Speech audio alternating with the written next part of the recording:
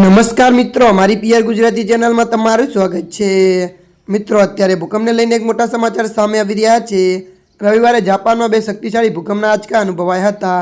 બંને વખત ભૂકંપની તીવ્રતા 5થી વધુ હતી, જેના કારણે બંને વખત જોરદાર આંચકા અનુભવાયા હતા। ભૂકંપના જોરદાર આંચકાને કારણે ગભરાટ ફેલાઈ ગયો અને લોકો પોતાના ઘરની બહાર દોડવા લાગ્યા।